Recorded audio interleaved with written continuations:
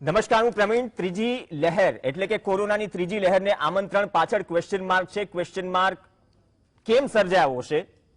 એક સમયે ચૂંટણીઓ હતી, આ વખતે જનતા પણ છે. બેદરકારી ઘણી બધી છે, ઘણી બધી તરફથી રાજકીય નેતાઓ, રાજકીય પક્ષો તરફથી પણ છે અને આમ જનતા તરફથી પણ. એક એવું પણ ખોટું નથી, કેમ કે જ્યારે બીજી લહેર આવવાની હતી ત્યારે તબીબો, નિષ્ણાંતો કહીને થાક્યા કે લહેર આવશે, યુકેમાં જે સ્થિતિ છે ભારતમાં પણ સર્જાઈ શકે. આપણે એ વાત કાને ન ધરી અને જે પરિણામો ભોગવ્યા, જે ભયાવહ પરિણામો ભોગવ્યા તે આપણી સામે છે. અને એવું લાગ્યું કે અત્યારે જે દ્રશ્યો સામે આવે છે, કોઈ પર્યટન સ્થળના, નોર્થના કોઈ પર્યટન સ્થળ હોય, મનાલી હોય, અહીંયા રાજસ્થાનમાં આબુ હોય, તમામ જગ્યાએ હિલ સ્ટેશન પર કે પછી સાપુતારા હોય, ટ્રાફિક જામની સ્થિતિ હોય છે. પીએમ મોદીએ પણ આ મુદ્દે ચિંતા વ્યક્ત કરી છે. પીએમ મોદી આજે જે વાત કહી છે ખૂબ જ ગંભીર છે. પીએમ મોદી કહે છે કે પૂર્વોત્તર રાજ્યોના મુખ્યમંત્રી સાથે બેઠક કરી અને એ દરમિયાન જે વાત કરે છે પીએમ મોદી કે હિલ સ્ટેશન પર ભેગી થતી ભીડ ચિંતાનો વિષય છે.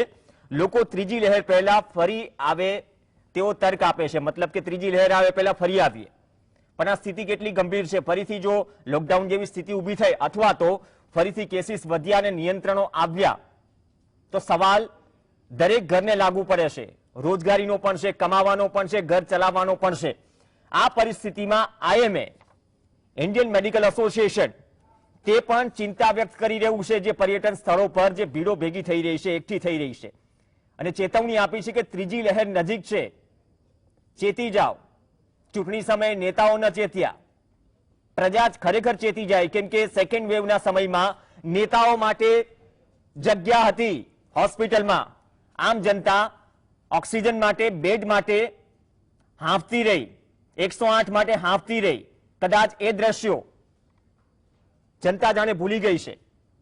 ત્રીજી લહેર આવી કે ન આવી ઘણા બધા અંશે આપણા ડિસિપ્લિન પર નિર્ભર છે. કોવિડના જે પ્રોટોકોલ છે સતત જે પાલન કરવાની વાતો થઈ રહી છે, તો અહીંયા બેદરકારી આમ જનતાની પણ છે, બેદરકારી કરતા ધરતા જે છે પ્રશાસન છે તેની પણ છે, કેમ કે એને નિયંત્રણમાં રાખવું તેમની પણ જવાબદારી બને છે. સૌથી ગંભીર બાબત હૈદરાબાદના વૈજ્ઞાનિકે કરી છે. તેને કહ્યું કે સાહેબ 4 જુલાઈથી તો ત્રીજી લહેરનો પ્રારંભ થઈ ગયો. એક જે આર ફેક્ટર છે, જે અત્યારે આર ફેક્ટર મતલબ કે આર ફેક્ટરનો રેશિયો એવો છે કે 100 લોકો કેટલાને સંક્રમિત કરી શકે. 0.78 પર હતો એક સમયે જ્યારે કોવિડના કેસીસ ઘટ્યા, હવે 88 પર પહોંચ્યો છે. એક સમયે 1.30 થી વધુ હતો. મહારાષ્ટ્ર અને કેરળમાં સ્થિતિ ગંભીર છે, પૂર્વોત્તર રાજ્યોમાં સ્થિતિ ગંભીર છે, નિયંત્રણો પણ ઘણા બધા છે. યુપીમાં કાવડ યાત્રાને મંજૂરી આપી, આપણી અહીંયા રથયાત્રા સારા પ્રોટોકોલ સાથે પૂર્ણ થઈ, પણ હવે જન્માષ્ટમીને બધું આવી રહ્યું છે તે પહેલા આ પ્રકારે પર્યટન સ્થળો પર ઉમટતી ભીડ. શું આપણે સામે ચાલીને આમંત્રણ આપવા જઈએ છીએ કે આવો કોરોના, ફરીથી અમને મુશ્કેલીમાં મૂકો, અમે ફરીથી બહાર આવી ગયા છે? બહુ ગંભીર સવાલ છે. એક સમયે બેડ માટે કે પછી હોસ્પિટલમાં જગ્યા ન હતી, આજે હિલ સ્ટેશન પર હોટેલ્સમાં જગ્યા નથી.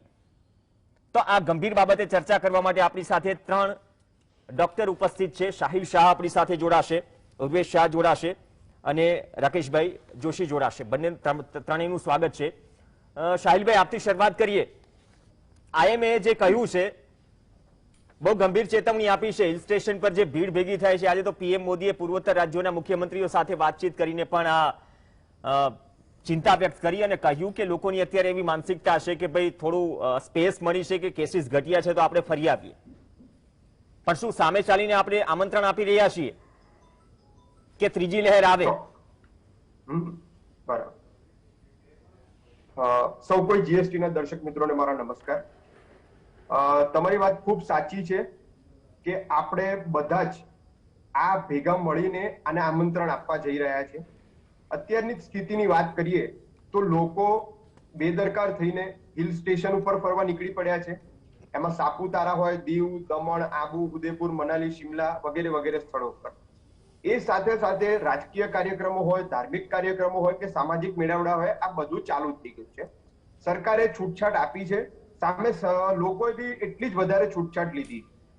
અને આ બધું જ, અને અત્યારની વાત કરીએ કે હજી વેક્સિનેશનના કાર્યક્રમ સારા ચાલી રહ્યા છે, પણ હજી વિપુલ માત્રામાં વેક્સિનનો જથ્થો ઉપલબ્ધ નથી. એટલે આપણે વેક્સિનેશનમાં કોઈ સમય અંતરે બ્રેક આવે છે. એટલે સરકારને નમ્ર અપીલ છે કે વેક્સિનેશનનો પૂરતો જથ્થો ઉપલબ્ધ કરાવે તો લોકો વેક્સિનેટ કરાવે. સાથે સાથે સ્કૂલ કોલેજો ખોલવાનો નિર્ણય બી જે લીધો છે સરકારે, એમાં બી મારી નમ્ર અપીલ છે સરકારને કે એ નિર્ણયમાં ફેરબદલ કરવામાં આવે. હજી આપણી પાસે બાળકોને વેક્સિનેશન આપી શકીએ એવી વેક્સિન હજી આપણી પાસે આવી નથી. એ ઉપરાંત બાળકો બધા અલગ અલગ જગ્યાએથી સ્કૂલોમાં આવે અને સ્કૂલોમાં આવે અને પછી સંક્રમિત થાય, પછી એમના ઘરે જાય તો એટલે એક એમના વાલીઓ માટે બી એક ચિંતાનો પ્રશ્ન ઉભો થઈ જતો હોય છે. એટલે ચોક્કસપણે જો સાવચેતી આપણે નહીં રાખીએ તો ત્રીજી વેવને આપણે આ બધી વસ્તુઓથી આમંત્રણ આપીશું. હજી નજીકના સમયમાં તહેવારોનો સિઝન ચાલુ થઈ રહ્યો છે. નજીકના સમયમાં રક્ષાબંધન આવશે, જન્માષ્ટમી આવશે, ગણેશોત્સવ આવશે, નવરાત્રી, દિવાળી, ઈદ, તાજિયા નીકળશે. આ બધું જ આવવાનું છે. સૌએ સંયમ જાળવવાનો છે. આપણો એક સાચું સારો દેશ છે. આપણે બધા જ તહેવારો આનંદ, ઉમંગ, ઉત્સાહથી ઉજવતા આવીએ છીએ. પણ આ વખતના ટાઈમમાં મારે ખાસ આપણે કહેવું હતું લોકોને કે લોકો ઘરે રહીને પોતાના સ્વજનો સાથે જ ઘરે ઉજવણી કરે. જો બહાર ટોળા વળશે તો ફરીથી જે સેકન્ડ વેવમાં હાલત થઈ હતી એવી હાલત થશે. જે રેમડેસિવિરના ઇન્જેક્શન નતા મળતા, જે ઓક્સિજનના બાટલા નતા મળતા કે બેડ ફૂટી પડતા હતા, કેમ કે આમાં સરકાર નો ડાઉટ પ્રોએક્ટિવલી કેટલી બી તૈયારી કરે પણ સાહેબ વેક્સિનેશન પર ભાર મુકાય છે ને, પણ વેક્સિનેશનની ગતિ જે 21 જૂને આપણે એક ઇવેન્ટ ડે ઉજવ્યો કે ટેસ્ટિંગ કરી રહ્યા હતા, આરોગ્ય મંત્રાલય પણ કહી રહ્યું છે કે આપણી કેપેસિટી કેટલી છે. હવે એ વાતને આજે 20 દિવસ થઈ ગયા તો એ જે એક બેન્ચમાર્ક પર પહોંચ્યા એટલું વેક્સિનેશન પણ નથી થઈ રહ્યું. એક તરફ ભાર મૂકવાની વાત છે. તમારી પાસે આજ મુદ્દો લઈને આવું છું રાકેશભાઈ, એ પણ એક મુદ્દો છે. પહેલી વાત તો એ કે કેસીસ ઘટીએ. આપણે જે કોવિડની એક પ્રેસ નોટ આવે, કોવિડની પ્રેસ નોટ મુજબ હમણાં 50 થી નીચે કેસીસ ગયા છે તો લોકો મેન્ટલી ચલો કે રિલેક્સ થઈ ગયા છે. બીજી તરફ રસીકરણ પર ભાર મૂકવાની વાત સરકાર કરે છે, પણ જે લેન્ડમાર્ક 21 તારીખે આપણે સેટ કર્યો એ મુજબ આપણે હજુ નથી જઈ રહ્યા. તેના ઘણા બધા કારણો પણ છે. તો આ બે બાબતો છે કે હજુ રિલેક્સ થવાની જરૂર નથી. કોવિડ આપણી વચ્ચે છે, ભલે કેસીસ ઘટ્યા. હવે હું એવું કહેવા માનીશ કે છેલ્લા 15 મહિનાથી આપણે બધા કોવિડની વાત કર્યા જ કરીએ છીએ.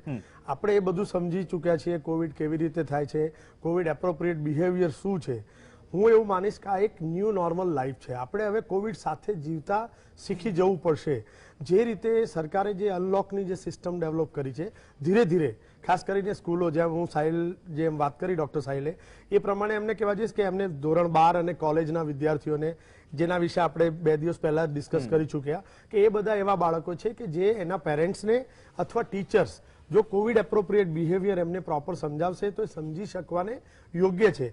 બાળકોને પણ એક મેન્ટરશિપ જોઈએ. ઘણા બધા વખતથી એ લોકો ઓનલાઈન સ્કૂલિંગ કરી રહ્યા છે, જેના ફાયદા અને ગેરફાયદા બંને છે. એટલે કહેવાનો મતલબ છે કે આ એક ટ્રાન્ઝિશન ફેઝ છે. ઘણા બધા દિવસ સુધી કેસીસ વધ્યા અને પછી જે રીતનું ડિક્લાઇન છે, આ ડિક્લાઇન 2 દિવસ 3 દિવસ 4 દિવસનું નથી. એમ જોવા જઈએ તો છેલ્લા 20 દિવસથી જોઈએ તો કોન્સ્ટન્ટ કેસીસમાં ઘટાડો નોંધાઈ રહ્યો છે. ઝીરો લેવલ પર નથી આવ્યા આપણે, પરંતુ આપણે આપણા સ્ટેટની વાત કરીએ તો એક કંટ્રોલનો માહોલ ડેફિનેટલી કહી શકાય. પરંતુ ત્રીજી લહેર આવશે, એક સાયન્ટિફિક વેમાં જોવા જઈએ તો ત્રીજી લહેર આવવાના ચાન્સીસ છે. એને આમંત્રણ આપણે કેટલું આપીએ છીએ, કેટલું જલ્દી એને બોલાવીએ છીએ, એની જવાબદારી ડેફિનેટલી આપણી છે. હૈદરાબાદના ડોક્ટર કહે છે કે 4 જુલાઈએ તેના સંકેત શરૂ થઈ ગયા, કેમ કે 15 મહિનાથી તે પણ એનાલિસિસ કરે છે સંક્રમણનો જે રેટ છે, ડેથ રેટ છે, આ બધું જ જોઈને મતલબ કે અલાર્મ છે, ચેતી જાવ, આ ભીડ ભેગી ન કરો. મહારાષ્ટ્ર અને કેરળમાં જે રીતે કેસીસ વધી રહ્યા છે, આપણે બધા એ વસ્તુને બી સમજી વિચારીને ચેતવાની જરૂર ડેફિનેટલી છે. વેક્સિનેશન જેટલું બને એટલું ફાસ્ટ થાય અને જો દરેકે દરેક વ્યક્તિ પોતાની રીતે જ પોતાની જવાબદારી નિભાવે કે મારે માસ્ક પહેરવો પડશે, બને ત્યાં સુધી જરૂર ન હોય તો બહાર ન નીકળે. અત્યારે એવી પરિસ્થિતિ છે બધાને કે ખબર નથી વળી પાછું લોકડાઉન લાગી જશે, કેટલા મહિના સુધી ચાલશે. એ બધી વસ્તુ વિચાર કરતા જો આપણે બધા સ્વસ્થ થઈશું તો વધારે સારી રીતે આગળ જીવન જીવી શકીશું ને રાધર પૂર્વવત થઈ શકીશું. ઓકે, ચલો છૂટછાટ આપી એનો મતલબ એમ નથી કે આપણે સંકટમાંથી બહાર આવી ગયા. છૂટછાટ આપી છે તો તેનું ડિસિપ્લિનથી પાલન પણ કરવાનું છે. હજુ પણ તમે કોઈને કોલ લગાવશો તો 30-40 સેકન્ડ 1 મિનિટ પહેલી કોલર ટ્યુન સંભળાશે. થોડો સમય માટે તમને પેથેટિક પણ લાગી, પણ જ્યારે સેકન્ડ વેવ આવી તો ત્યારે એનું મૂલ્ય પણ સમજાયું. તો આ લાગુ આઈએમએ કહ્યું છે કે રાજકીય દળોથી માંડીને જનતા, આ બંનેની બેદરકારી છે. આમાં કેવું કંઈ ખોટું નથી. જે આક્ષેપ કર્યો છે કે જે સ્ટેટમેન્ટ કર્યું છે અને જે ચેતવણી આપી છે કે ભાઈ ચેતી જાઓ, ત્રીજી લહેર છે, આ રીતે ભીડ ભેગી કરશો તો ભોગવવાનું પણ આપણે જ છે. એક બ્રેક માટે રોકાઈશું. બ્રેક બાદ વધુ એક ડોક્ટર આપણી સાથે છે, તેની પાસે જઈશું અને એ જ વિશે વાત કરીશું કે વેક્સિનેશન પર ઉર્વેશભાઈને પૂછીશું કે વેક્સિનેશન પર ભાર આપવાની વાત થઈ રહી છે. વેક્સિનેશન આપણે ગતિથી કરવાનું પણ છે, તેની સામે પણ થોડા હર્ડલ છે અને જે વીકેન્ડમાં જે ભીડ જામે છે, પાર્કિંગની સમસ્યા ઊભી થઈ જાય છે, હોટલમાં તો જગ્યા છોડો, તો તે વિશે પણ સજાગ કરવાની જવાબદારી કરતા હરતા કે તંત્રની છે. કેમ કે નિયંત્રણો હટાવ્યા અથવા નિયંત્રણો છે તો સખ્તાઈથી પાલન કરવાની જવાબદારી પણ કોઈ ચોક્કસ તંત્રની છે. એ ચોક્કસ તંત્ર કયું છે એ પણ વાત કરીશું બ્રેક બાદ. ત્રીજી લહેર કોરોનાની, તેને આમંત્રણ ક્વેશ્ચન માર્ક. કેમ કે દ્રશ્યો જે પ્રકારના છે હિલ સ્ટેશન પર, પર્યટન સ્થળ પર ગમે એટલી એડવાઇઝરી જાહેર થાય પણ પાલન કરવાની જવાબદારી તો બને છે નેતાઓની, નાગરિકોની, તમામની. જે સ્થિતિ ભોગવી બીજી લહેરમાં લાગીએ છીએ કે આપણે એ સ્થિતિ ભૂલી ગયા છીએ. પીએમ મોદીએ પણ ચિંતા વ્યક્ત કરી, પૂર્વોત્તર રાજ્યોના સીએમ સાથે, તમામ સાથે મુલાકાત કરી. અલગ અલગ રાજ્યોમાં નિયંત્રણો પણ છે, રિકવરી પણ છે, પણ જે આર ફેક્ટરની વાત કરી હતી તે પણ એક ચિંતાનો વિષય. ચર્ચા આગળ વધારીએ. આપણી સાથે ઉર્વેશભાઈ છે. ઉર્વેશભાઈ, મેં આર ફેક્ટરની વાત કરી હતી અને હૈદરાબાદના એક સાયન્ટિસ્ટનું એક્ઝામ્પલ પણ આપ્યું કે ભાઈ ત્રીજી લહેર તો 4 જુલાઈથી મતલબ તેના સંકેત શરૂ થઈ ગયા, પણ એક 1.30 થી ઉપર જ્યારે ગયો હતો અને 0.78 થી 88 પર પહોંચી ગયો. મતલબ કે ધીમે ધીમે અમુક જગ્યાએ કેસીસ વધી પણ રહ્યા છે. આપણે ડેલ્ટા પ્લસ વેરિયન્ટની જે વાત કરતા હતા એ તમામની ચર્ચા વચ્ચે જે દ્રશ્યો અલગ અલગ જોવા મળે છે, એડવાઇઝરી છતાં નિયંત્રણ હટાવ્યો, તો એનો મતલબ એમ નહીં કે આપણે એકદમ બેજવાબદાર થઈ જઈએ. તમામ માટે છે, નેતાઓ માટે છે, આમ જનતા માટે છે, તમામ માટે છે, કેમ કે ભોગવ્યું તમામે છે. તો આ સ્થિતિમાં કઈ રીતે ડિસિપ્લિન લાવી શકાય જો આપણે કોરોના સાથે જીવવાનું હોય તો? સૌપ્રથમ તો હું જીએસટીવી અને દરેક મીડિયાનો આભાર માનીશ કે જેઓ સતત પ્રયત્નશીલ છે લોકોમાં જાગૃતિ લાવવા માટે, કોરોનાની જાગૃતિ લાવવા માટે. તમે લોકો સતત પ્રયત્નશીલ છો. કદાચ જાગૃતિ લાવવાની વાત અત્યારે આ સ્ટેજમાં પ્રોપર ના ગણાય, કારણ કે હમણાં રાકેશભાઈ સાહેબે એકદમ પ્રોપર કીધું કે હવે કોરોના કેવી રીતે ફેલાતો અટકાવી શકાય એ લોકો જાણી ચૂક્યા છે. અને કોરોના જ્યારે ઘણો બધો વધારે ફેલાય ત્યારે કેવી ગંભીર પરિસ્થિતિ ઊભી થઈ જાય છે એ પણ લોકોએ જોયું. પરંતુ શું થાય છે કે સમય જતાં લોકો આ બધી વાત વિસરી જાય છે, જેને કારણે બેદરકાર થતા જાય છે. તો એ લોકોને યાદ કરાવવાનું પણ જે તમે કામગીરી કરી રહ્યા છો એ પણ ખરેખર પ્રશંસાને પાત્ર છે. તો તમને બધાને એના માટે અભિનંદન. હવે લોકોમાં પણ છે ને અત્યારે જોવા જઈએ તો એક ફ્રસ્ટ્રેશનનો કદાચ માહોલ જોવા મળે કે આ કોરોના આપણે 1.5 વર્ષથી સાંભળતા રહીએ છીએ, તો ક્યાં સુધી આવી રીતે ગભરાઈને જીવીશું? એટલે હું ફરી પાછું આ રાકેશભાઈ સાહેબે કીધી એ વાતને ફરી રિવાઇઝ કરીને કહેવા માંગીશ કે લોકોએ એ જે ગભરાતા હોય એમને સમજવાની જરૂર છે કે હવે આ ગભરાવાની વાત નથી. આપણે અત્યારે જે નોર્મલ લાઈફ અત્યાર સુધી જીવતા હતા કોરોના પહેલા, એની અંદર બસ એક ખાલી ડિસિપ્લિન એડ કરવાનું છે અને એ છે કોવિડ એપ્રોપ્રિએટ બિહેવિયર. આપણે એ જ વસ્તુનું ધ્યાન રાખવાનું છે કે જેને કારણે આપણે કોરોનાને ફેલાતો અટકાવી શકીએ. એસએમએસનું વારંવાર દરેક લોકોને રિમાઇન્ડર આપવામાં આવે છે, દરેક લોકો જાણે છે કે આમાં આપણે શું કરવાનું છે. બસ એને આપણે જિંદગીનો એક ભાગ બનાવી દેવાનો છે. કોરોનાની ત્રીજી લહેર કદાચ આવે, કદાચ એટલી બધી વધારે ના પણ હોય, પેન્ડેમિક કદાચ ચોથી લહેર પણ લાવે, કદાચ એ પછી પેન્ડેમિકનું બંધ થઈ જાય, પરંતુ સ્મોલ આઉટબ્રેક્સ થાય અથવા તો આ ડિઝીઝ કોરોના છે એન્ડેમિક થઈ જાય. એટલે કોરોના એ આપણી કોમ્યુનિટીમાંથી લાંબા સમય સુધી જાય નહીં એવા પૂરેપૂરા ચાન્સીસ છે. એટલે આપણે આ કોરોના સાથે જો રહેવું હોય તો કેવી રીતે રહેવું એને આપણે એક ડિસિપ્લિનનો એક ભાગ બનાવી દેવો પડે અને કોવિડ એપ્રોપ્રિએટ બિહેવિયરનું એ ધ્યાન રાખવું પડે. હું કદાચ એ યોગ્ય માનીશ કે જે માણસ બહાર નીકળે છે પરંતુ જે એ ડિસિપ્લિનથી વર્તે છે અને કોવિડ એપ્રોપ્રિએટ બિહેવિયર રાખે છે એ કદાચ વધારે પ્રોપર છે કે જે ગલીની કિનારે ઉભો રહી અને અથવા તો નાકે ઉભો રહી અને માસ્ક ખુલ્લો રાખી અને ગમે તેમ બિહેવ કરે છે. પ્રવીણભાઈ, જો હું 2-3 મિનિટનું પરમિશન આપો તો એક વાત કરવા માંગીશ. મેં 2-3 એવા એક્ઝામ્પલ જોયા છે કે જાહેરમાં ફરતા મેં 2-3 વખત એવું જોયું છે કે માસ્ક પહેરેલો હોય પણ જ્યારે એમને છીંક આવે છે ત્યારે માસ્ક નીચે ઉતારીને છીંકે છે અને પછી પાછું માસ્ક ઉપર ચડાવી લે છે. તો આ એક પ્રકારની જે માસ્ક પહેરવો કે લોકોને બતાવવા માટે માસ્ક પહેરવો, આ એક માનસિકતા છે એ આપણે રાખવાની નથી. એની જગ્યાએ આપણે માસ્ક કેમ બચવા માટે માસ્ક પહેરવું એ માનસિકતા, દંડ પણ મોંઘો પડે છે અત્યારે, આ વખત તો ઘટી ગઈ છે.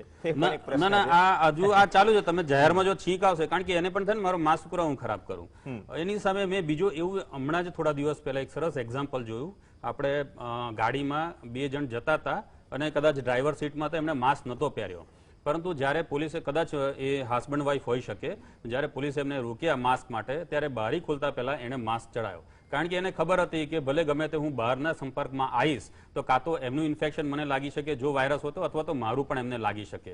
તો એ કાચ ઉતારતી વખતે એમણે માસ્ક ચડાયો. પછી ભલે એમને જે પણ એમને ફાઇન કર્યો, એ લોકોએ દંડ પણ ભર્યો, પરંતુ આ એક એવું એપ્રોપ્રિએટ બિહેવિયર કહેવાય કે જ્યારે તમે માઇન્ડમાં એવું રાખો કે મારામાંથી વાયરસ કદાચ બીજાને ટ્રાન્સફર કેવી રીતે થઈ શકે, એ વસ્તુનું હું ધ્યાન રાખું, અથવા તો બીજામાંથી મને લાગી ના જાય એના માટે હું ધ્યાન રાખું. બસ એ જ લોજિક મનમાં રાખી અને જે રીતે રહેવાનું છે, એ ડિસિપ્લિન સાચવવાનું છે, એ આપણે ખરેખર હવે પબ્લિકને શીખવાની જરૂર છે. અને બીજી વાત, હા, વેક્સિનેશન. બસ આ બે વસ્તુ પર જો આપણે ભાર રાખીશું તો કદાચ આપણે કોરોના સાથે જીવતા પણ શીખી જઈશું. ઓકે, રાકેશભાઈ કંઈક થોડું એડ કરીશું ઉર્વેશભાઈમાં કે ખરેખર આપણે લોકોને ડરાવવાની જરૂર કેમ પડે છે.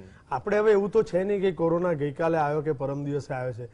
કોરોના સાથે આપણે છેલ્લા 15 મહિનાથી લડી રહ્યા છીએ અને જે રીતે આ સેકન્ડ પીકમાં આપણે જે પરિસ્થિતિ સર્જાઈ એ જોઈ છે, ખાસ કરીને એ બધા લોકો કે જે લોકોના ફેમિલીમાં કોઈના કોઈ ઇન્ફેક્ટ થયું હોય, જે લોકોને બેડ એટલે કે એડમિશન લેવા માટે સખત તકલીફ પડી હોય, અથવા એડમિશન લીધા પછી જે ઇસ્યુ એમને થયા હોય, જો ખરેખર એ લોકો કે એ ફેમિલી એના બાકીના બધા જ ફેમિલી મેમ્બર્સ અને એના જે લાગતા વળગતા ઓળખીતા લોકોને બી મોટિવેટ કરે ને તો કદાચ આ બધું કરવાની જરૂર નથી પડતી. મને હજુ પણ એ સમજાતું નથી કે માસ્ક પહેરવાનો દંડ શાના માટે રાખવો પડે. કેમ આપણે પોતે વ્યક્તિ તરીકે એક જવાબદારી ના લઈ શકીએ કે મારે માસ્ક પહેરવો જ પડશે, મારે પોતાની જાતને સંક્રમણથી બચાવવા માટે. હું બચીશ, મારું ફેમિલી બચશે, અને મારું ફેમિલી બચશે તો મારો સમાજ બચશે. આપણને અહીંયા આવી પરિસ્થિતિ છે, આજે 20 કેસ આવ્યા એટલે આપણે બધા ગમે તેમ ફરશું, ગમે તેમ બિહેવ કરશું. એ જ વસ્તુ જ્યારે 2000 કેસે જવું તો સારું કે આંકડા ઉપર જવું જ નથી. એટલે કે ડરાવવાની જરૂર કેમ છે? શું કામ આપણે હંમેશા દરેકે દરેક વસ્તુ માટે કહેવું પડે હવે સાચવી જજો, હા હવે કેસીસ વધવા માંડ્યા છે. કેસીસ ઘટે કે વધે, આપણે આપણું બિહેવિયર પ્રોપર રાખવું જ પડશે. વેક્સિનનો ટાઈમ થાય, વેક્સિન લેવી પડશે અને માસ્ક તો પહેરવો જ પડશે. અને એ હું પહેરીશ તો કદાચ મારો છોકરો પહેરશે, હું જો એ બિહેવિયર પ્રોપર કરીશ તો મારા ફેમિલી મેમ્બર્સ કરશે, અને તો એકબીજાને મોટિવેટ કરીશું. એ જ રીતે જે ઘરમાં ઇન્ફેક્શન આવેલું છે એ લોકો સમજી જ ગયા છે કે આ ખરેખર કોવિડ પરિસ્થિતિ શું છે, કોવિડ પોઝિટિવ હોવું શું છે. અને એ જે ઇવન ક્વોરન્ટાઇન, હું એમ કહીશ કે 14 દિવસના હોમ ક્વોરન્ટાઇન જેને સફર કર્યું છે એને પણ એ ખબર પડી ગઈ હશે કે આ પરિસ્થિતિ કેટલી ગંભીર છે. એક દિવસ કેટલા ડરથી જાય છે. તો શું આપણે એમાં પાછા જવાનું છે? ના. આપણે બધાએ આપણા સર્કલમાં એટલીસ્ટ બધાને મોટિવેટ કરીએ તો પણ જે સરકારની જે જવાબદારી છે એમાં આપણે બધા એક સહભાગી થઈએ કે ભાઈ આપણે બધા સાથે મળીને લડીશું તો એમાંથી નીકળીશું. ઓકે સાહિલભાઈ, બહુ કોમન પોઈન્ટ નીકળે છે. આપણે સંપૂર્ણ છૂટછાટ તો આપી દીધી મોટા ભાગે, પણ એક વાત એ નીકળીને કે જે કોરોના પ્રત્યેનું જે આપણું બિહેવિયર છે એ બદલાઈ. અત્યારની પરિસ્થિતિ તો એ જ દર્શાવે છે, જેમ પીએમએ કહ્યું કે કેસીસ ઘટ્યા છે, હું એક પિકનિક બનાવીને આવું. જો કે લોકો પણ ફ્રસ્ટ્રેટ છે, એ પણ એક પ્રશ્ન છે કે છેલ્લા સતત 15 મહિનાથી બહાર નથી ગયા, ઘણું બધું જોયું આ પરિસ્થિતિમાં. પણ બેક ઓફ ધ માઇન્ડ એ પણ એક સ્થિતિ છે ને કે ભાઈ ભલે કોરોના સાથે જીવવાનું છે પણ એ માહોલ પણ બનાવવાનો છે. તો આપણે સાહેબ શું છૂટછાટ તો આપી દીધી, પણ એ માહોલ કે મેચ્યોરિટી એવું નથી કે બધી જગ્યાએ નથી, છે પણ બહુ ઓછી છે. એ આપણે બનાવવામાં સફળ રહ્યા, અમુક વસ્તુઓ પાલન કરાવવામાં શું આપણે સફળ રહ્યા? છૂટછાટ આપીએ છીએ તો તેની સામે પ્લાન બી પણ હોઈએ કે નહીં, છૂટછાટ આપી છે તો અમલવારી માટે પણ એક તંત્ર છે એ જોઈ લેશે, મતલબ કે પરિસ્થિતિ તંગ ન થાય. સાચી વાત છે પ્રવીણભાઈ કે છૂટછાટો આપી છે, લોકોએ બી છૂટછાટ લીધી. આપણે છેલ્લા 15 મહિના 17 મહિનાથી આની સામે ઝઝૂમી રહ્યા છે. અને આપણે કોવિડ એપ્રોપ્રિએટ બિહેવિયર જે રાકેશભાઈ સાહેબે વાત કરી અને ઉર્વેશભાઈ સાહેબે વાત કરી એનું સંપૂર્ણપણે પાલન કરીશું, વેક્સિનેશન કરાવીશું તો જ આનાથી બચી શકીશું. ચોક્કસ દરેક લોકો, આપણે બી સૌ કોઈ એક સોશિયલ એનિમલ છીએ, એટલે દરેક જણને ફ્રસ્ટ્રેશન આવે કે એકના એક વાતાવરણમાં રહે, કોઈ પોઝિટિવિટીના સમાચાર ના હોય, એટલે ચોક્કસ એક ફ્રસ્ટ્રેશનનું એક માહોલ ડેવલપ થાય. એના માટે લોકો બહાર જાય. એમાં બી ના નથી, સરકારે બી એમાં સારી એવી છૂટછાટ આપી છે, સારી બાબત છે. પણ કોવિડ એપ્રોપ્રિએટ બિહેવિયરનું પાલન કરવાનું છે. અને આમાં કોઈ પાલન કરાવડાવે એના કરતા સ્વયં શિસ્ત રાખીએ અને આપણી શિસ્ત જોઈને બીજા લોકો મોટિવેટ થાય એવું ઉદાહરણ બેસાડીએ, એ વધારે સારું રહેશે. અને એઝ અ ડોક્ટર ફ્રેટર્નિટી અમે તો સૌ કોઈ બને ત્યાં સુધી આનું પાલન કરવાનો પ્રયત્ન પૂરેપૂરો કરીએ છીએ અને બીજાને બી પ્રોત્સાહન આપીએ છીએ કે ભાઈ તમે આ રીતે કરો અને વેક્સિનેશન કરાવો, SMS નું પાલન કરો. અને હજી નજીકના સમયમાં જે મેં પહેલા બી કીધું, તહેવારો આવી રહ્યા છે, સારી બાબત છે. તહેવારો એક ઉમંગ, ઉત્સાહ અને આપણામાં એક પોઝિટિવિટીનો સંચાર કરતો હોય. ચોક્કસ આપણે ઉજવવા જોઈએ તહેવાર, એમાં કોઈ જ ના નથી, પણ આપણે સૌ કોઈ એની એક મર્યાદામાં ઉજવીએ. અત્યારે જાણીએ છીએ કે કોરોનાનો એરા ચાલી રહ્યો છે, આટલી બધી વેવ આવી ગઈ છે એની. એટલે નમ્ર અપીલ છે સૌ કોઈને કે ભાઈ કોવિડ એપ્રોપ્રિએટ બિહેવિયરનું પાલન કરે, વેક્સિનેશન કરાવે અને નજીક તમારે જે બી કઈ કામકાજ હોય એ રાબેતા મુજબ તમે કરો. આમાં કોઈ ગભરાવાની જરૂર નથી. તો ઉર્વેશભાઈ, નથી લાગતું ભૂતકાળની જ ભૂલો રિપીટ કરી રહ્યા છીએ? પહેલી લહેર ગઈ, કેસો નિયંત્રણમાં આવ્યા, સરકારે પણ ચલો જાહેરાત કરી હતી, ઘણા બધા મંત્રીઓ કે નેતાઓને કહેતા સાંભળ્યું હશે ભાઈ કોરોના સામે જીતી ગયા. ભલે નિષ્ણાંતો અહીંયાથી મંચ પરથી કહે કે થાકી જાય કે ભાઈ બ્રિટનમાં, યુકેમાં જે સ્થિતિ થઈ છે ચેતી જાઓ, તો એ રિલેક્સેશનના મૂડમાં ફરીથી આવી ગયા છીએ. મતલબ ભૂતકાળમાં પહેલી લહેર પછી જે આપણે ભૂલ કરી હતી, આ દ્રશ્યો તો એ જ દેખાડે છે. આપણે ભલે અહીંથી ગમે એટલી ડિસિપ્લિનની વાત કરીએ, કેસીસ ઘટતા ભલે તંત્ર કે સરકાર છૂટછાટ આપે, પણ ફરીથી એક એ દ્રશ્ય તો આપણી સામે ઊભું જ છે કે ભૂતકાળમાંથી શું શીખ્યા? અત્યારે તો જોતા એવું જ લાગે છે કદાચ આપણે ભૂતકાળમાંથી એટલું કંઈ ખાસ શીખ્યા જ નથી. કારણ કે ભૂતકાળમાં આપણે જે ફેબ્રુઆરી, જાન્યુઆરી અને પછી ફેબ્રુઆરીમાં જે રીતે રિલેક્સેશન લીધું અને એના પછી જે આપણે એપ્રિલ મેની અંદર પીક જોયો, તે વખતે તો ઘણા લોકોએ કદાચ એવો પણ લીધો જ પણ હશે કે ના ના હવે આપણે સાચવી જોઈએ કે આવી આટલી ખરાબ હાલત થઈ, કેમ થઈ? કારણ કે ઘણા બધા લોકો છૂટછાટ લઈને ઘણું બહાર નીકળ્યા, આપણે ગેધરિંગ પણ એ જ પ્રમાણે થયું અને લોકોને એવું જ મનમાં થયું કે હવે કોરોના જતો રહ્યો અને પછી આ સેકન્ડ વેવ આવ્યો અને જેનો આપણે ગંભીર જે કહી શકાય ને એવા આપણે પરિણામ ભોગવ્યા. હવે સાથે અત્યારે પણ આપણી પાસે તમે કીધું ને કે યુકે નું એક્ઝામ્પલ છે, તો એ ક્લિયર કટ લોજિક છે કે એ તો આપણે ભૂલી જવાની જરૂર નથી કે ત્રીજો વેવ નહીં આવે. બરાબર, સરકારે ત્રીજો વેવની તૈયારી રાખી છે, તેમ સાથે આપણે પણ એ પ્રયત્ન કરવાનો છે કે એમણે તૈયારી કરી છે એટલે આપણે ત્રીજો વેવ લાઈને રહીએ એવું ના થાય. તૈયારીઓ ટૂંકી પડી જશે, જે દ્રશ્યો છે, ચિંતા એ છે. એ જ છે અત્યારે જે પ્રયત્નો ચાલી રહ્યા છે એવા પ્રયત્નો ના કરે કે ત્રીજી વેવ આવે અને ભૂતકાળમાંથી શીખે.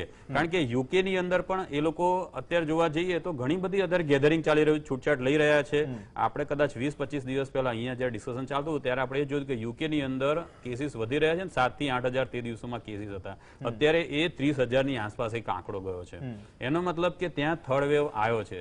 જયારે યુકેમાં થર્ડ વેવ આવી રહ્યો છે, બીજી ઘણી કન્ટ્રીઝમાં થર્ડ વેવ આવી રહ્યો છે. જાપાનમાં તો હેલ્થ ઇમરજન્સી જાહેર કરી, ઓલિમ્પિક્સનું આયોજન થઈ રહ્યું છે, પણ એ જાણે છે વિરોધ પણ થઈ રહ્યો છે. અને એની સાથે કેમ યુકેમાં આવ્યો? કારણ કે ત્યાં આગળ પહેલા ડેલ્ટાનું પ્રિવેલન્સ નતું. આપણે ત્યાંનો ડેલ્ટા, એમને ત્યાં આલ્ફાનો પીક હતો, આપણે અહીંયા ડેલ્ટાનો પીક આવ્યો ને હવે ત્યાં આગળ એમનો થર્ડ વેવ છે ડેલ્ટા વાયરસથી, એટલે VOC થી છે. હવે આપણે ત્યાં આગળ બીજા બે જે થ્રેટ્સ દેખાઈ રહ્યા છે એ છે ડેલ્ટા પ્લસ. અમુક પૂર્વોત્તર રાજ્યોમાં ડેલ્ટા પ્લસના કેસીસ વધી રહ્યા છે, એ પણ આપણે જોયા. બીજા છે આપણે લેમ્ડા જે પેરુમાં બહુ બિગિનિંગમાં આવ્યો હતો અને ધીમે ધીમે ઘણા બધા દેશોમાં એ ફેલાઈ રહ્યો છે. એ પણ એક VOC છે, એની અંદર પણ મ્યુટેશન કંઈક ડિફરન્ટ ટાઈપના છે. તો એ વાયરસ પણ જો આપણા કન્ટ્રીમાં આવે તો એ પણ થર્ડ વેવ માટે રિસ્પોન્સિબલ થઈ શકે. એટલે ડેલ્ટા પ્લસ અને લેમ્ડા આ બંનેનો થ્રેટ છે. એની સામે હજુ આપણે જોઈએ એટલી હર્ડ ઇમ્યુનિટી ડેવલપ નથી કરી શક્યા. આપણે વેક્સિનેશન અથવા તો જે પ્રાયર વેવ આવ્યો એને કારણે જે ટોટલ હર્ડ ઇમ્યુનિટી 80 to 90% જવી જોઈએ, જો ત્યાં સુધી નહીં જઈએ તો આપણને આ થર્ડ વેવ આવવાનો અથવા તો એના પછીનો પણ કોઈ એક વેવ આવવાનો તો પૂરેપૂરા ચાન્સીસ છે જ. એટલે જ્યાં સુધી આપણે એટલી હર્ડ ઇમ્યુનિટી ડેવલપ ના થાય, જ્યાં સુધી વેક્સિનેશન પ્રોગ્રામ પ્રોપર ના થાય, ત્યાં સુધી આપણે કોવિડ એપ્રોપ્રિએટ બિહેવિયર છે એ સ્ટ્રિક્ટલી આપણે ડિસિપ્લિનરી અથવા તો એવું કહેવાય ને કે એની ડિસિપ્લિનરી એક્શન ના લેવાય એ પ્રમાણે આપણે પાલન કરવું પડશે, તો જ આપણે આનાથી બચી શકીશું. ઓકે રાકેશજી, ચલો વેક્સિનેશન પર જ આવી જઈએ. બહુ એક નાનો પોઈન્ટ મૂકી દો, આપણે અમેરિકાને પાછળ છોડી દીધું, જે દાવાઓ છે, પણ પોપ્યુલેશન પણ એક ઇશ્યુ છે આપણે ત્યાં. તો જે મેં ટાર્ગેટ ફરીથી હું 21 જૂનથી જ વાત કરીશ કે એક ઇવેન્ટ એક સેટ થાય કે આજે ટાર્ગેટ આપ્યું આટલું વેક્સિનેશન થયું, એ પછી સાહેબ થોડું ઘટી રહ્યું છે. આપણે 3 દિવસ ગુજરાતમાં બંધ રહ્યું, તેના પણ અલગ અલગ કારણો છે, અલગ અલગ રાજ્યોમાં અલગ અલગ સમસ્યાઓ છે, વેક્સિનનો જથ્થો પૂરતો પહોંચી નથી રહ્યો અથવા તો રાહ જોવી પડી રહી છે. તો આ તમામ પરિસ્થિતિમાં જે રોડ મેપ તૈયાર થયો છે હર્ડ ઇમ્યુનિટી ડેવલપ કરવાનો, એ તો કદાચ જે લક્ષ્ય સામે આપણે જે ગતિથી ચાલી રહ્યા છીએ, લક્ષ્ય તો બહુ દૂર જશે, મતલબ કે બહુ લાંબો સમય રાહ જોવી પડશે. ત્યાં સુધી જો ડિસિપ્લિન નહીં જાળવીએ તો સ્થિતિ તો વિકટ થશે. એટલે મેક્સિમમ વેક્સિનેશન થાય અને બાકીના જે લોકો ઇન્ફેક્ટ થયા છે આ બંનેનું કોમ્બિનેશન હર્ડ ઇમ્યુનિટી ડેવલપ કરશે. હવે એક વેક્સિનેશનની જ વાત કરું કે જ્યારે શરૂઆતમાં જાન્યુઆરીમાં આપણે ચાલુ કરી ત્યારે ઇવન ઇન્ક્લુડિંગ હેલ્થકેર વર્કરને પણ મોટિવેટ કરવા પડતા હતા કે વેક્સિન સેફ છે, વેક્સિન લેવી જોઈએ. ઘણી બધી હર્ડલ્સ આવતી હતી કે લોકો વેક્સિન લેવા માટે આવતા નહોતા. જેમ જેમ પરિસ્થિતિ બદલાઈ દરેક વ્યક્તિ સમજતો થયો કે વેક્સિન સુરક્ષિત છે અને હવે બધાએ લેવી જોઈએ. અને ખાસ કરીને જ્યારે સેકન્ડ વેવ આવ્યો ત્યારે કદાચ દરેક માનવી સમજી ગયો કે વેક્સિન વગર હવે ઉદ્ધાર નથી. ગયા માર્ચ મહિનામાં અને આ માર્ચ મહિનામાં ડિફરન્સ એટલો જ હતો કે આ માર્ચ મહિનામાં આપણી પાસે વેક્સિન હતી. આપણે માસ્ક માટે તો લડી જ રહ્યા છીએ, સાથે આપણે વેક્સિનેટ કરવા માટે લોકોને ઉત્સાહિત કરવા પડતા હતા, બધાને મોટિવેટ કરવા પડતા હતા. હવેની પરિસ્થિતિ એવી આવી છે કે મે બી ડિમાન્ડ સપ્લાયનો ઇસ્યુ થતો હશે કે હવે જે લોકો જે રીતે મોટિવેટ થયા છે આપણે જોયું છે કે વેક્સિનેશન માટે પણ લાઈન છે કે લોકો લેવા માટે તૈયાર છે. એટલા માટે આ જે સપ્લાયનો રેશિયોમાં ઇસ્યુ થતો હશે તો વચ્ચે 1-2 દિવસ બંધ કરવું પડ્યું હશે સરકારે. પરંતુ અલ્ટિમેટલી મેઇન વસ્તુ એ છે કે વેક્સિનેશન ઓવર અ પીરિયડ થવાનું છે. રાતોરાત તમે વેક્સિન દરેક વ્યક્તિને પહોંચાડી નહીં શકો અથવા વેક્સિનેટ કરી નહીં શકો. એની સાથે સાથે કોવિડ એપ્રોપ્રિએટ બિહેવિયર કરવું જ પડશે. અને હું એ વાત સાથે બી સહમત થઈશ કે જે પ્રમાણે સેન્ટર પર પણ જે ભીડો ભેગી થાય છે અથવા તો જે કેવો સર્જાય છે એના ઉપર પણ વિચારવું પડશે. એના ઉપર મિસમેનેજમેન્ટ થાય એવું નથી દરેક જગ્યાએ થતું હોય છે, પણ ઘણી જગ્યાએ થાય છે. વાર તહેવારે અલગ અલગ શહેરોમાંથી આપણે દ્રશ્યો જોયા જ છે. એમાંથી પણ શીખવું પડશે. આપણા સ્ટેટનું પોપ્યુલેશન ઘણી બધી કન્ટ્રીના પોપ્યુલેશન બરાબર છે, એટલે એ વસ્તુ પણ થઈ જ શકવાની છે. પરંતુ હું એવું કહીશ, હું તો રાધર એમ બી કહીશ કે જે પ્રમાણે કેસીસ ઘટે છે એ પ્રમાણે અનલોક પણ કરવું જોઈએ. જે નાના વેપારી કે જે મિડલ ક્લાસ લોકો છે એના માટે જીવવું બહુ મુશ્કેલ ભર્યું થઈ રહ્યું છે. એ ખોટું ડિસિપ્લિન સાથે અનલોક કરવું જરૂરી છે. વેક્સિનનો ટાઈમ આવે વેક્સિન લઈ લેવાની છે અને જ્યાં સુધી વેક્સિનેટ નથી થયા અને ઇવન વેક્સિનેટ થયા પછી પણ માસ્ક તો પહેરવાનો જ છે. માસ્ક એકમાત્ર શસ્ત્ર છે એવું માનીને ચાલવાનું. વેક્સિન તમારું એનાથી વધારે એવું કહેવાય કે એ તમને વધારે સુરક્ષા આપશે, પરંતુ વેક્સિનેટ થયા પછી તમે સંક્રમિત થઈ શકો, રાધર સ્પ્રેડ પણ કરી શકો. આ બધી વસ્તુઓને જોતા જ્યાં સુધી આ પેન્ડેમિક નો અંત નથી આવતો અથવા એ એન્ડેમિક અથવા નાના જુસ્સામાં વહેંચાતો નથી ત્યાં સુધી તમારે કોવિડ એપ્રોપ્રિએટ બિહેવિયરનું પાલન કરવું જ પડશે અને કોવિડ સાથે જીવતા શીખવું પડશે. માસ્ક જે અત્યારે પહેરીને આપણે નીકળીએ છીએ એ ન્યૂ નોર્મલ છે એવું માનીને ચાલવાનું કે જેમ સવારે આપણે તૈયાર થઈને નાહી ધોઈને બહાર નીકળીએ છીએ એમ મોઢા પર માસ્ક ન હોય તો અત્યારે પણ એવું લાગે છે કે ભૂલથી નીકળી જાય તો એવું લાગે કંઈક ખૂટે છે. એક્ઝેક્ટલી, એટલે કે એને જે આપણો માસ્ક છે એ આપણા જીવનનું એક હવે એવું કહેવાય કે આપણે વણાઈ ગયેલો એક હિસ્સો છે જેને આપણે બધાએ ફોલો કરવાનો છે અને વેક્સિન લેવાની છે. આ બે કરશું સમજી વિચારીને. જો આપણે આ બધા જ મેળા અનનેસેસરી બહાર જવું, અનનેસેસરી મળવું, આ બધી વસ્તુ આપણા પોતાના કંટ્રોલ પર છે. સરકારે શું કામ આપણને કહેવું પડે કે તું તારા ફ્રેન્ડને મળવા ના જા, કે તું માઉન્ટ આબુ ના જઈશ, કે તું દીવ ના જઈશ? મારે પોતે સમજવાનું છે કે મારે ક્યાં જવું. અને હું જ્યાં ગયો ત્યાં એ જવાબદારી મારી પોતાની થાય છે કે હું મારી કેર કેટલી લઈશ. એટલે આ બધા સાથે આપણે જીવતા શીખવું પડશે. વેક્સિનેટ થઈ જાઓ એ તો છે જ, થવું જ પડશે. અને ત્યાં સુધી જે કોવિડ એપ્રોપ્રિએટ બિહેવિયર છે એનું સ્ટ્રિક્ટ પાલન કરો, કરાવડાવો અને બધાને મોટિવેટ કરો તો કદાચ થર્ડ વેવને આપણે અટકાવી શકશું. અને ન અટકાવી શકીએ તો એટલીસ્ટ એટલી ઘાતક નહીં થવા દઈએ જે આપણે સેકન્ડ વેવમાં સફર કર્યું છે. ઓકે, ચલો એક મુદ્દો એ નીકળ્યો, બાળકો 12 થી 18 વર્ષ વચ્ચેની. ચલો વેક્સિન સપ્ટેમ્બર સુધી આવવાની વાત છે, પણ તે પહેલા સ્કૂલોની વાત પણ સાહિલભાઈ આપે કરી. પણ વેક્સિનેશનની જે ગતિ છે સાહેબ, આપણે જે લક્ષ્ય નક્કી કર્યું છે, એક તો લક્ષ્ય ધ્યાનમાં રાખીએ, એ ગતિથી વેક્સિનેશન થઈ નથી રહ્યું. સરકાર કહે છે કે ભાર આપવામાં આવશે. હવે ફેબ્રુઆરી પહેલાનો સીન તો છે નહીં કે લોકો થોડી અસમંજસતા હોય. સેકન્ડ વેવ પહેલા ઘણા બધા લોકો સામેથી આવીને રસી લેતા થઈ ગયા. ઇનફેક્ટ લોકોની ભીડ જોવા મળે છે. તો આ પરિસ્થિતિમાં સાહેબ પ્રોડક્શન પર નથી લાગતું કે હવે ભાર મૂકવાની જરૂર છે વેક્સિનેશન પર? જો ભાર મૂકવો હોય તો, કેમ કે આ દ્રશ્યો તો દર્શાવે જ છે કે અમુક વસ્તુઓમાં હજુ આપને રિઝલ્ટ નહીં મળે જ્યાં સુધી ડિસિપ્લિનની વાત છે. નહીં સુધરવા વાળા નહીં સુધરે. આમ જનતા સમજશે કે નેતાએ માસ્ક નથી પહેર્યું તો સોશિયલ મીડિયામાં લખી નાખ્યું, પણ નેતા માટે હોસ્પિટલમાં બેડ રહે છે. સેકન્ડ વેવમાં જોયું. જનતાએ સમજવાની જરૂર છે. સાહિલભાઈ, ચોક્કસ લોકોમાં સારી એવી સમજણ છે, લોકો સારા એવા મોટિવેટ થઈ ચુક્યા છે વેક્સિનેશન માટે. એટલે હવે મોટિવેશનની વાત તો રહી નથી. આપણે જોયું હતું કે ડ્રાઈવ થ્રુ વેક્સિનેશનમાં ખૂબ મોટી કતારો લાગતી હતી, લોકો સ્વયંભૂ બહાર નીકળતા હતા વેક્સિનેશન કરાવવા માટે. સારી બાબત છે, એક સમાજમાં બી સારો મેસેજ જઈ રહ્યો છે અને આ રીતનું જોવે એટલે બીજા બી એમને જોઈને પ્રોત્સાહન ચોક્કસ પૂરું પાડતા જ હોય છે કે ભાઈ મેં વેક્સિનેશન કરાયું તો બીજા બી લોકો કરાવે મને જોઈ. અને વેક્સિનની ગેરમાન્યતા જે શરૂઆતના સ્ટેજમાં પ્રવર્તી રહી હતી એ બી હવે ઘણા અંશે નાબૂદ થઈ ગઈ છે. ચોક્કસ આપણું પોપ્યુલેશન ખૂબ મોટું છે, સરકાર પૂરેપૂરા પ્રયત્ન કરી રહી છે, પણ પોપ્યુલેશનની સામે વેક્સિનના ડોઝ અને એ બી 2 ડોઝ આપવા 31 ડિસેમ્બર સુધીમાં એ ખૂબ મોટું એક ચેલેન્જ છે. એના માટે સૌ કોઈ તંત્ર હોય, સરકાર હોય, એ વેક્સિનેશનના પ્રોડક્શનની પાછળ અત્યારે પૂરેપૂરું ધ્યાન આપી રહી છે અને લોકો બી સામે ચાલીને જઈ રહ્યા છે. એટલે એ બી વસ્તુ સારી છે કે દિવસના અંતે વેક્સિન બગડતી નથી. બસ હવે ખાસ એ ધ્યાન રાખવાનું છે, સરકાર પ્રયત્ન કરે, વધારેમાં વધારે કંપનીની નવી વેક્સિન્સ આવે અને જરૂર લાગે તો પછી તમે બીજા ટાઈઅપ્સ કરી શકો છો. આગામી મહિનામાં આઈ ગેસ મોડર્નાની વેક્સિન આવી રહી છે, ફાઇઝરની વેક્સિન આવી રહી છે અને ઝાયડસ વાળાની બી ઇમરજન્સી ફેઝમાં એના બધા ટ્રાયલ્સ ચાલી જ રહ્યા છે. ટૂંક સમયમાં એને બી કદાચ મંજૂરી મળશે.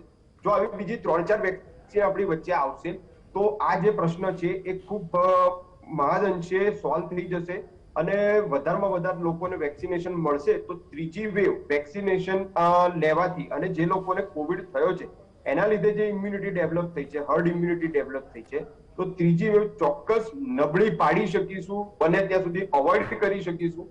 એટલે વધારેમાં વધારે વેક્સિનેશનનો જથ્થો ઉપલબ્ધ થાય એના માટે સૌ કોઈ પ્રયત્ન કરી રહ્યા છે અને ઉપલબ્ધ થતાની સાથે જ બધા વેક્સિનેશન કરાવે એવી નમ્ર અપીલ છે. ઓકે ઉર્વેશભાઈ, મેં આર ફેક્ટરની એટલે વાત કરી કે 100 માંથી પહેલા 78 થતા 88 થાય છે. એક વેક્સિન આવતા ચલો એક માનસિકતા એ પણ લોકોની શું બની ગઈ છે કે હવે તો વેક્સિન આવી ગઈ છે, હવે શું ગભરાવાની જરૂર છે. એ બાદની પણ જે એડવાઇઝરી છે કે ચલો ઘાતકતા ઓછી કરે છે, પણ આપણે એ પણ સમજવાની જરૂર છે ને કે હર્ડ ઇમ્યુનિટી કેટલી ડેવલપ થઈ. જે આપણે જો જાગૃતિની વાત કરતા હોય તો લોકો એ પણ દિમાગમાં રાખે કે આપણે વેક્સિનેશન પ્રોગ્રામમાં અત્યારે કેટલે છીએ, મેં વેક્સિન લીધી છે કે નહીં. પહેલો એક તો એ સવાલ, મારા શહેરમાં કેટલું વેક્સિનેશન થયું, હાર્ડ ઇમ્યુનિટી ડેવલપ થઈ છે કે નહીં, અથવા તો વેક્સિન લીધા પછી પણ, કારણ કે ડેલ્ટા પ્લસમાં જે ધારણાઓ આવી હતી કે છતાં પણ તમને અસર કરે છે, તો એ વસ્તુ ધ્યાનમાં રાખવી પડશે. હા, એટલે ચોક્કસ આપણે એ વાત ડિસ્કસ કરવાની શરૂઆતમાં જ રહી ગઈ કે તમે આર ફેક્ટરની વાત કરી. એ એકચ્યુઅલી જ્યાં છે કે દર 100 વ્યક્તિ બીજા કેટલી વ્યક્તિને ઇન્ફેક્શન લગાડી શકે, અથવા તો એક વ્યક્તિ જ્યારે એક્યુટ ફેઝ હોય તો એકમાંથી બીજા કેટલાને લાગી શકે. આપણે એ કેલ્ક્યુલેશન પહેલાથી જોતા આવ્યા છીએ. અત્યારે કદાચ આપણને દેખાતું હોય કે ઓવરઓલ કદાચ કેસમાં ઘટાડો થાય છે, પરંતુ અમુક પોકેટ્સમાં કેસીસ સ્પ્રેડ થઈ રહ્યા છે. અત્યારે કદાચ ગુજરાતમાં સ્પ્રેડ નથી થઈ રહ્યા, પરંતુ કેરળ અથવા તો મહારાષ્ટ્રના અમુક પોકેટ્સની અંદર કેસ વધી રહ્યા છે. એટલે આપણે ત્યાંનો પણ જો આર ફેક્ટર ગણીએ એના ઉપરથી ખ્યાલ આવે કે ત્યાંથી કદાચ સ્પ્રેડ થતા થતા આ સમગ્ર દેશમાં ફેલાઈ શકે. ઓલમોસ્ટ એકની આસપાસ છે અત્યારની દ્રષ્ટિએ કેરળ કે મહારાષ્ટ્રમાં. હા, જ્યાં આગળ ફેલાઈ રહ્યો છે આપણે ત્યાંની જ વાત કરીએ તો આ ઓલમોસ્ટ 1 આ બરાબર છે કે એ પ્રમાણે ફેલાઈ રહ્યો છે ને રોજે રોજના તમે કેસ જુઓ, તમને કદાચ ઇન્ટરનેટ પર પણ ચેક કરશો તો આપણને આજના કેસ કેટલા છે ને લાસ્ટ વીકનું એવરેજ કેટલું છે એ આપણને ધ્યાન આવશે. એના પરથી પણ તમને ખબર પડે કે અત્યારે ફેલાવાનો રેટ કેટલો છે. એટલે આ ફેલાઈ રહ્યો છે. જે તમે સેકન્ડ વેવમાં તમે જુઓ કે કેવું મહારાષ્ટ્રના અમુક એરિયામાં કે રત્નાગીરી અને બધા ત્યાંથી સ્ટાર્ટ થઈ અને તે વખતે જે ફેલાતો હતો ત્યારે એ જ પોકેટ્સમાં ફેલાતો, પછી ફટાફટ એ દરેક આખા દેશમાં ફેલાયો.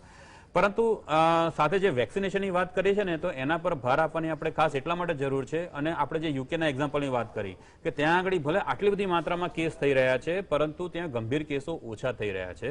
કેમ? કારણ કે ત્યાં વેક્સિનેશનનું પ્રમાણ ઘણું સારું હતું. જો આપણે વેક્સિનેશનનું પ્રમાણ જો સારું રાખીશું તો આપણે આ ગંભીર કેસોથી બચી શકીશું.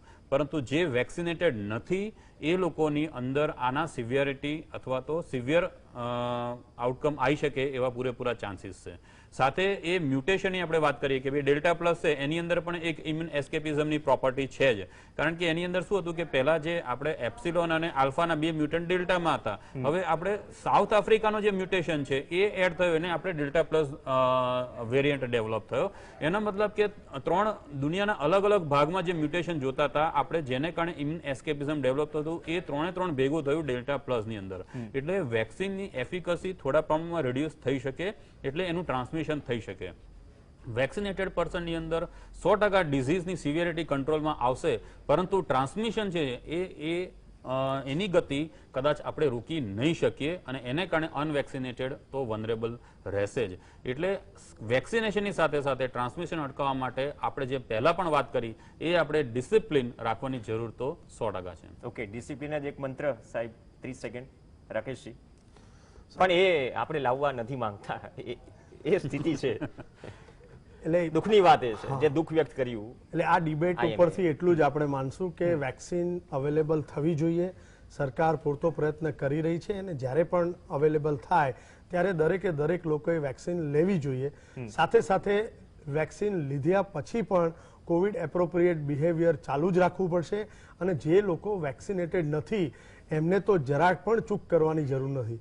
એમને Covid appropriate behaviour 100% strictly follow કરવું પડશે પોતાના ફેમિલી મેમ્બરમાં કે પોતાના માટે, અને જેમ જરૂર ન હોય તેમ બહાર જવું નહીં અથવા ટોળે વળવું નહીં.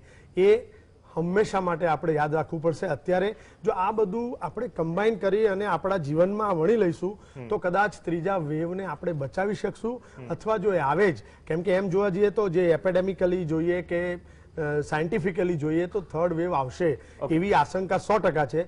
તો એને આપણે નબળો પાડી શકીએ અથવા એની ઘાતકતા ઓછી કરી શકીએ. ઓકે, ચલો, આશંકા છે થર્ડ વેવની અને ચેતવણી પણ અત્યારથી આપી દીધી, પરંતુ ડિસિપ્લિનમાં નથી તો ડિસિપ્લિન લાવવું પડશે. જે સ્થિતિ અને પરિસ્થિતિઓમાંથી આપણે પસાર થયા સેકન્ડ વેવમાં, એવી ફરી પરિસ્થિતિ ન ઉદ્ભવે એ આપણા હાથમાં છે. વેક્સિનેશન સાથે સાથે તંત્ર સરકારની જવાબદારી છે કે ભાર આપવાની વાત થાય છે, પરંતુ એટલી જ ઝડપી વેક્સિનેશન થાય તો જે ગોલ નક્કી કર્યો છે તે ગોલ સુધી પહોંચી શકાય.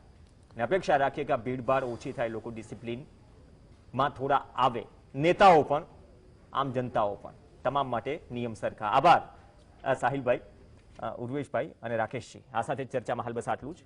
નમસ્કાર.